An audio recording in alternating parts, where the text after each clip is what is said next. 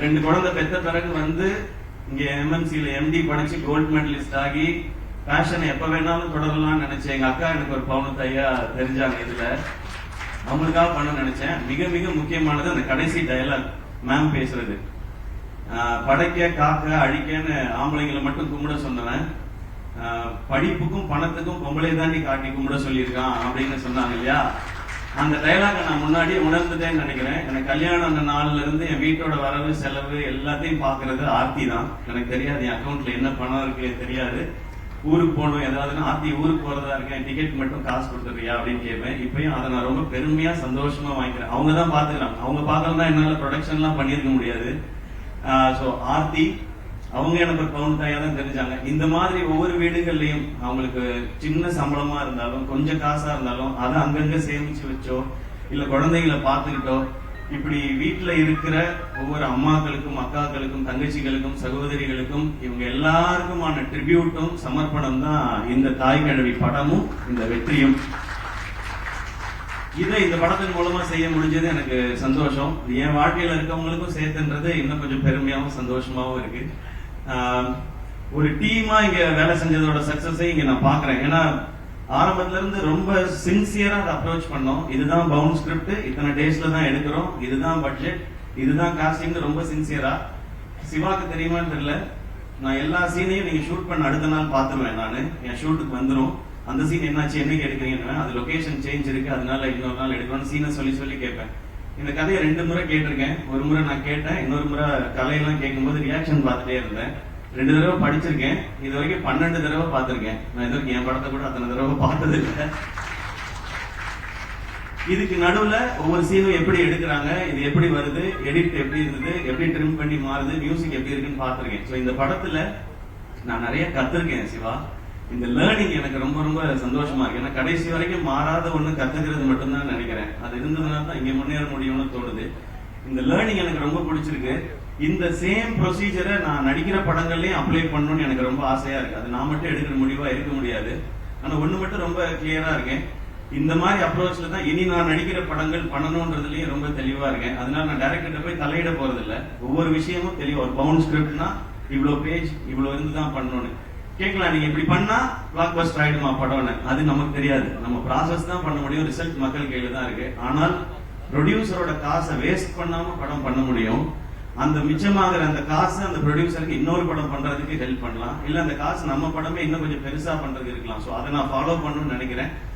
அந்த நம்பிக்கையை திரும்ப கொடுத்ததுக்காக இந்த என்டையர் டீமுக்கும் நான் தேங்க்ஸ் சொல்லிக்கிறேன். நான் இங்க நிறைய பேர் உழைச்சிருக்காங்க. இந்த டீமா சேர்ந்து அவங்க எல்லாம் கொண்டு வர வெற்றி. அண்ட் இன்னொன்று எனக்கு ரொம்ப ரொம்ப ஸ்பெஷலா அந்த ப்ரொடக்ஷன் பண்ணும்போதெல்லாம் இருக்கிற ஒரு விஷயம், ஃபர்ஸ்ட் நெஞ்சமிட்டு நேர்மை படம் ஃபர்ஸ்ட் ஷோ பார்க்கும்போது அந்த படம் முடிஞ்சோடனே எல்லாரும் கார்த்திக் வேணுகோபால்னு போடும்போது பயங்கரமா கிளாப் பண்ணாங்க. அப்ப அவங்க அப்பா ரொம்ப எமோஷனல் ஆகி கார்த்திக் வேணுகோபாலை கட்டி பிடிச்சிட்டாரு. அவர் ரொம்ப ஸ்ட்ரிக்ட் அவர்கிட்ட. அதே மாதிரி ஒரு தருணம் இங்க பிரீமியர் முடிஞ்சோடனே சிவகுமார் முருகேசனோட அப்பா வந்து எங்க 2 பேரையும் கட்டி பிடிச்சிக்கிட்டாரு. அந்த செகண்ட் ஃபீல் பண்ண எங்க அப்பா சாகல அப்படின்னு. சாரி, நான் ரொம்ப சென்சிட்டிவ் அண்ட் எமோஷனல். அது கிடைச்சதெல்லாம் தான் எனக்கு ரொம்ப ரொம்ப பெரிய இது ஒரு நிறைவை கொடுக்குது. எனக்கு அமரன் மாதிரி வெற்றி, தாய்க்கிழவி மாதிரி வெற்றி, கனா மாதிரி வெற்றி வரும்போது ஒரு நிறைவையும் ஒரு அமைதியும் கொடுக்குது. அந்த அமைதி இன்னும் ஒழுங்கா வேலை செய்யணும்ன்றத சொல்லிக்கிட்டே இருக்கு. நிச்சயமா செய்வோம். ஏன்னா இங்க வெற்றிங்கிறது விளையாட்டுல கூட விளையாட்டா வராது. அதுக்கு உழைக்கணும், அதுக்கு ஒரு டீமா உழைக்கணும். அந்த மாதிரி உழைச்சா வெற்றி எப்பயுமே சாத்தியப்படுங்கிறது இந்த மேடை திரும்ப சொல்லி கொடுத்துருக்கு. அண்ட் என்னோட ஃபேன்ஸான பிரதர்ஸ் அண்ட் சிஸ்டர்ஸ், இது அண்ணன் படம் தான் அப்படிங்கறத மாதிரி எடுத்துட்டு போய் கிரவுண்ட்லயும் சரி சோசியல் மீடியாலயும் சரி இன்னைக்கு வரைக்கும் அதை நீங்க செலிப்ரேட் பண்ணிட்டே இருக்கீங்க. அதுக்கு ரொம்ப ரொம்ப ரொம்ப ரொம்ப நன்றி. அடுத்து சேயோன் சிவாவோட தான். மேம் சொன்ன மாதிரி இன்னும் கொஞ்சம் கரெக்டா வேலை பார்த்து அது இன்னும் கொஞ்சம் நல்லா பண்ணணும்.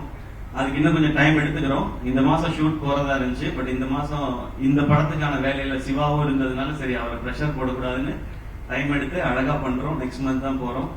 அது நல்லபடியா நடக்கும். அண்ட் எஸ்கே ப்ரொடக்ஷன் இந்த படம் லாபகரமான படம்னு சொன்னேன். ஆனா இந்த லாபம் நிச்சயமா நல்ல விஷயங்கள் அழகான விஷயங்களுக்கே பயன்படும். முதல்ல என்னை சுத்தி இருக்கிற அவங்களுக்கு ஏதாவது ஒரு நல்லது செய்யணும்னு நினைக்கிறேன்.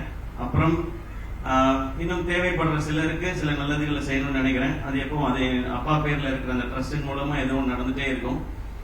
இன்னொரு ஒரு பகுதியை எடுத்து எஸ்கே ப்ரொடக்ஷன்ல நான் சொன்னேன் இல்லையா, இந்த ஸ்டேஜை இன்னும் கொஞ்சம் பெருசு பண்ணி டேலண்ட்ஸ்க்கான ஆப்பர்ச்சுனிட்டி இருக்கணும்னு சொல்லி. ஸோ அது நெக்ஸ்ட் இன்னொரு ஒரு புது டேலண்ட், ஒரு புது இயக்குனரை நாங்கள் அறிமுகப்படுத்தணும்னு நினைக்கிறோம். இந்த படம் அந்த நம்பிக்கையும் கொடுத்துருக்கு. அவரை மட்டும் இந்த ஸ்டேஜ்ல நான் இன்ட்ரடியூஸ் பண்ணிக்கிறேன். எஸ்கே ப்ரொடக்ஷன்ஸோட 10வது திரைப்படம், அதை இயக்க போற புதுமுக இயக்குனர். ஒரு பெரிய கைதட்டல் கொடுத்துடலாம். எஸ்கே ப்ரொடக்ஷன்ஸ் உடைய 10வது படத்தின் டைரக்டர் அம்மாமுத்து சூர்யா. அவர் தான் நெக்ஸ்ட் எஸ்கே ப்ரொடக்ஷன்ல லான்ச் ஆகிற டைரக்டர். இவர் தான். இருந்தாலும் போட்டோல கொஞ்சம் சிரிச்சிருக்கலாம். ஆமா, இந்த படம் வந்து ஃபேமிலி லேடிஸ் அவங்களுக்காக ரொம்ப ஸ்பெஷலா பண்ணோம். அடுத்த படம் வந்து ஒரு யூத்கான அவங்கள பத்தின ஒரு படமா இருக்கும், யூத்ஃபுல் என்டர்டெய்னரா இருக்கும். ஒரு ஃபைனல் ஸ்கிரிப்ட் இப்ப அவர் எழுதிட்டு இருக்காரு. அது முடிச்சதுக்கு அப்புறம் காஸ்ட் யார் பண்ண போறா என்னன்றதை ஒன்னு அனௌன்ஸ் பண்ணுவோம். எனக்கு இந்த ஸ்டேஜ்ல சொல்லணும்னு தோணுச்சு. ஏன்னா ரொம்ப பாசிட்டிவா இருக்கு.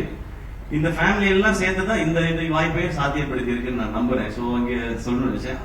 இதை சொல்லணுமா வேணாம்? தேங்க்யூ. படத்தோட ஆடியோ லான்ச் சக்சஸ் மீட்ல கொஞ்சம் டீடைலா பேசிக்கிறேன் அப்படின்ற மாதிரி ஒரு மைண்ட் வாய்ஸ் புரியுது. வாழ்த்துக்கள் ப்ரோ, வாழ்த்துக்கள். தேங்க்யூ. நான் யாரையாவது இந்த படத்தை எங்களோட சேர்ந்து பிசினஸ் பார்ட்னர்ஸா இருந்த ஹாட் ஸ்டார், விஜய் டிவி, அவங்க ஆரம்பத்துல இருந்து இந்த படத்தை ஓன் பண்ணாங்க. அதே மாதிரி ஏஜிஎஸ், அஹிம்சா அண்ட் மற்ற டெரிட்டரி டிஸ்ட்ரிபியூட் பண்ணவங்க அண்ட் சாரிகாமா, அவங்களோட நம்மளோட அசோசியேஷன் எல்லாமே பயங்கரமா இருக்கு. அமரன் இப்ப தாய் கடவி அப்படின்னு சொல்லி அது தொடரும் அப்படின்னு நான் நம்புறேன். ஸோ யாரையாவது ஆர்டிஸ்ட் யாராவது மிஸ் பண்ணிட்டு தான் மனுஷங்க. முக்கியமா assistant directors and camera department, படத்துல பின்னாடி ஒர்க் பண்ண அத்தனை பேருக்கும் அந்த நான் டீமா நீங்க எல்லாரும் சேர்ந்து ஒன்று பண்ணிருக்கேன்னு சொன்னேன்ல, அது உங்க எல்லாருக்கும் சேர்த்து தான்.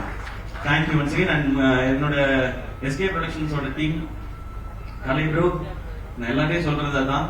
ஒரு சீன் பேப்பர் ஸ்கிரிப்ட் புக் இல்லாம டைரக்டரோட டிஸ்கஷன்ஸே வச்சுக்க மாட்டார். ரேண்டமா ஏன் இன்னைக்கு 150 பேர் போட்டிருக்கீங்க, 50 பேரை கட் பண்ணுங்க அப்படி சொல்ற ஆள் இல்ல.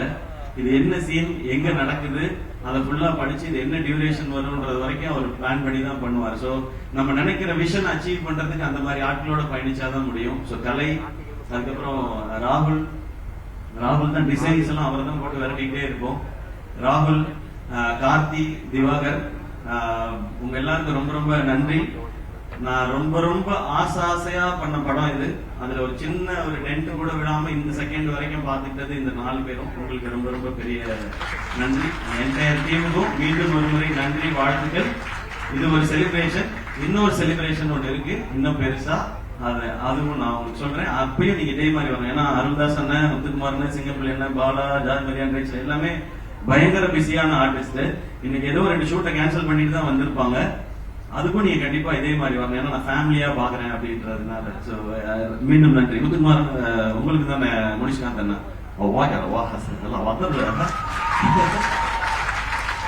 இல்ல முனிஷ்காந்த் அண்ணன் இப்ப எல்லாமே வந்து படம் சூப்பரா போகுது அப்படின்னா அவர் ரியாக்ஷன் அந்த ரியாக்ஷன் தான் ஃபுல்லா நாங்க பண்ணிருக்கோம்.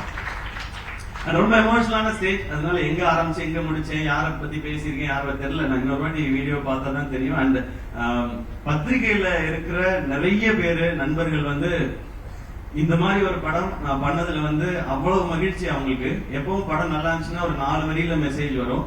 இந்த மாதிரி ஒரு 10 வரி இல்லைன்னா வாய்ஸ் நோட் ஒரு 2 நிமிஷம் 2.5 நிமிஷத்துக்கு வருது. அது எனக்கு ரொம்ப ஸ்பெஷலா இருக்கு. அதுக்கு ஒரு முறை உங்க எல்லாருக்கும் நன்றி. தேங்க்யூ. 2-3 தடவை கேட்டுப்பாங்க. ரொம்ப ரொம்ப நன்றிண்ணா. ஏன்னா எவ்வளவு கனெக்டடா இருந்திருக்கீங்க.